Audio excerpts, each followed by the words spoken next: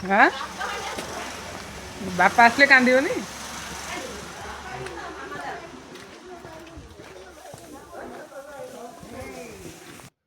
नमस्कार जय जगन्नाथ शुभ सकाळ समस्तंकु मोर आउ गोटे नुआ वीडियो को आपण मानक स्वागत। मो गाँ शब्दटा एते नियारा एते मधुर जो मैंने गाँ ठू दूर रही से मैंने ही जानी। गाँ कथा मन पड़े मोर सब गोटे कथा मन पड़े। पिला बेले मु बही पढ़ी छोट मोर गाँटी कवि सच्चिदानंद राउतराय द्वारा रचित। माटीर सेई सरगु मोर सेठी अच्छी मोसठी घर जलिब पुणी सेठी शेषे मोहरी चिता नाटी छोट मोर गाँटी। भूगोल पोथी पतरे पते नथाऊ मोर नाटी छोट मोर गाँटी। आज सिना से पिला बेला नहीं किंतु पिला बेले पढ़िथिबा ए कविता मो मनरे छाप छाड़ी जाइछि।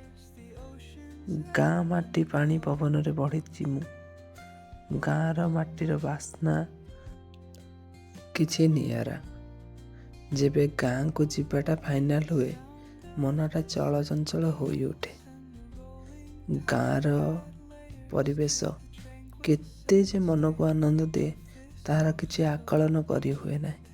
किंतु कौन करवा समय रही कि कराल रूप जहाँ मत मो गाँ ठू एत दूर को नहीं गला। कथार नहीं समय चकरे बंधा ए संसार रथ थरे गड़ी गले चक जीव बार हाथ। एटा प्रकृतिर नियम जेहेतु आम समय डोरी रे समस्ते बंधा होइछे समय आमको जे बाटे नबा आम से बाटे जावा। परिवार प्रतिपोषण करने मत मो परिवार ठू मो गाँ ठू दूर को जावाक पड़ा। कारण घर बड़ पु आज्ञा बाबा नहांती माँ जे आमको केते दुख कष्ट करी बढ़ई सेटा केवल आमे ही जानिचु। +2 सरीबा मात्रे ही मु बाहर को चली गली। आपण मानक सहित कथा हे मो घर पाखरे आसी पहुँची गली। मो घरे मो माँ मो भाई मो स्त्री मो झील अच्छा। जदि मो वीडियो भल लगी गोटे लाइक गोटे फॉलो गोटे सब्सक्राइब करेंगे। Thank you for watching. Bye bye see you soon. जय जय।